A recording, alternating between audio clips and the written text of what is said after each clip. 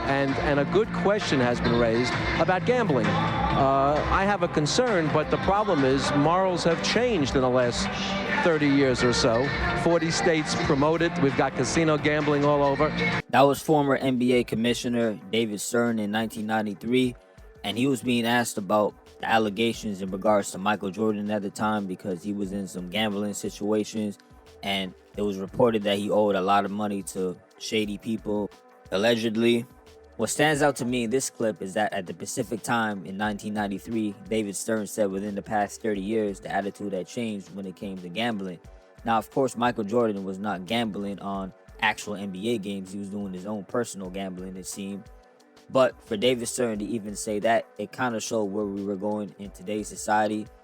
The only difference is I don't think the NBA would have ever imagined that they would embrace sports betting the way that they do now. And you will see why in these upcoming clips that I show. He told the FBI, this is a quote, "You don't realize how easy this was for me knowing what I know." I knew that there were certain relationships that existed between referees and players, referees and coaches, and referees and owners that influence the point spreads in games.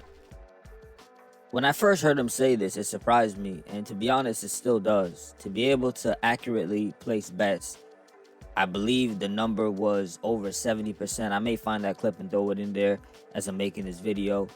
But he was making all of these bets based off of not statistics, plays, X and O's, coaching strategies. It was off of player relationships with referees, owners, according to him, and what the FBI, I guess, had investigated. He was doing this off of just pure bias and human flaws or human interactions with people. And they said that almost all referees said they did some sort of gambling. So Stern said that a ban on gambling is absolute, and in my view, it's too absolute. He stood up there at the podium and said, NBA referees aren't allowed to gamble. Legal gambling will cost you your job. Illegal gambling will cost you your freedom. And then he found out that 50 out of 52 referees gambled. Let's speed this up to 2018.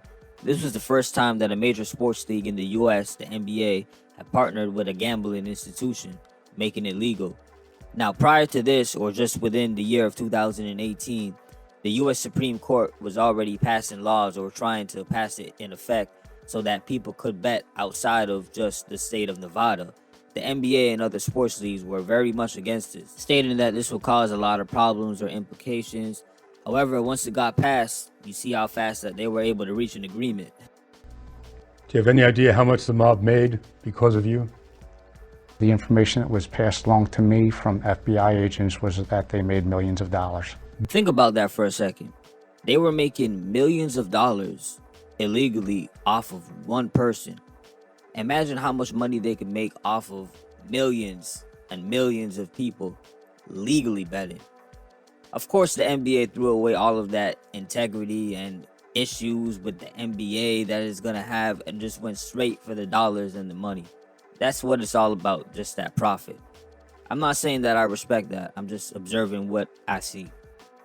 You know, gambling and sports betting has completely taken the purity away. There's a difference between being a diehard fan and supporting your team and loving your team versus somebody that's betting on a parlay. To half the world, I'm just helping them make money on DraftKings or whatever. You know what I mean? Like I'm a prop. You know what I mean? Like that's what my social media mostly consists of.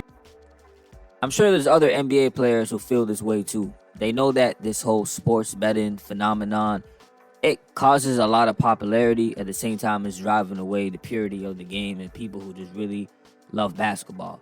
Now, I'll be honest. I've placed and done sports betting before, as many people did.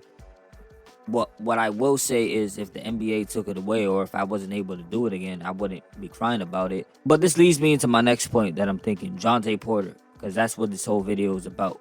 What happens now when you have NBA players who are betting?